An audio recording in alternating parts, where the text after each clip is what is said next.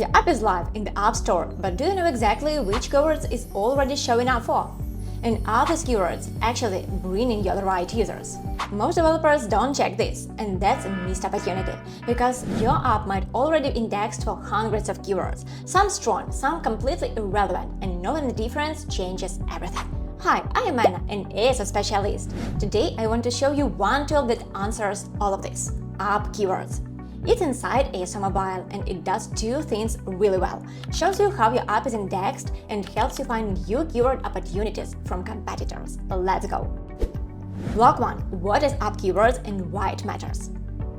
Before we open the tool, one quick concept: indexation. Indexation means the App Store has recognized your app as relevant for a certain keyword and started showing it in search results. And here's what matters most. This is how users can find you.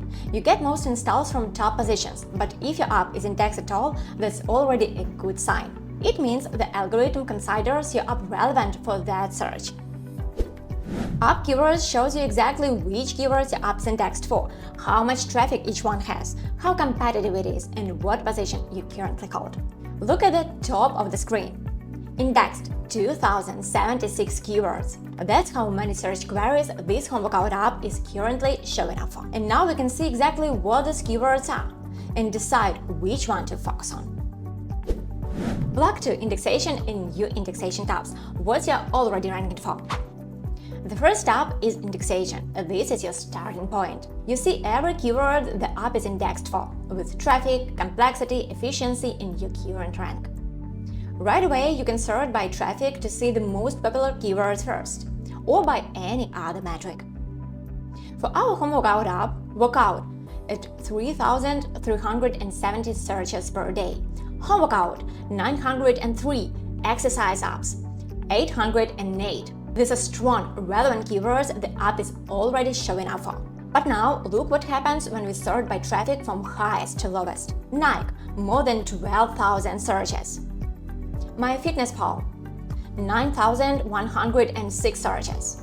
Football, more than 7,000 searches. The app is indexed for these two, but these are either brand keywords or completely irrelevant queries. High traffic, zero relevance. This is exactly why checking your indexation matters. You need to know which keywords are actually working for you and which one are just noise. Here is a useful filter I always use. Set traffic minimum to 100 and maximum to 2000. This gives you mid-volume keywords, enough traffic to matter, realistic enough to rank for. And right next to indexation, the new indexation tab. This one shows keywords your app was indexed for in the last 24 hours. It's useful to check periodically. You might spot new relevant queries appearing organically without any updates on your site. Block 3. Competitors tab. Keywords your competitors rank for. Now let's go to the competitors tab. This is where you see all the keywords your competitors are indexed for, with traffic, position, and those progress bars showing how many of your competitors rank for each query. To see competitor data here, you first need to add competitors to your list.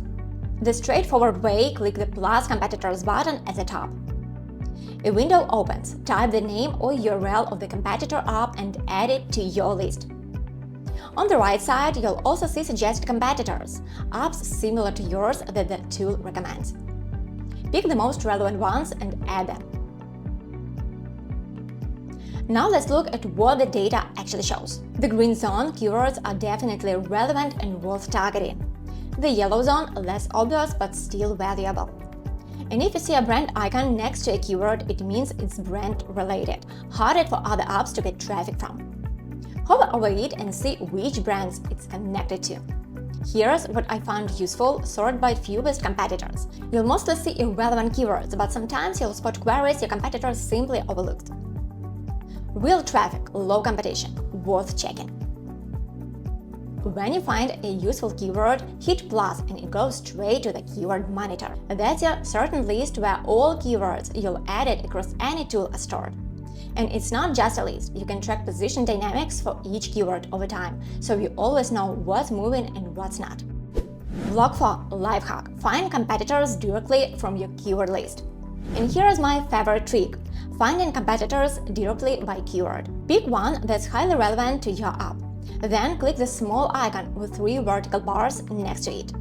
This shows you exactly which apps appear in search for that keyword, as users would see them.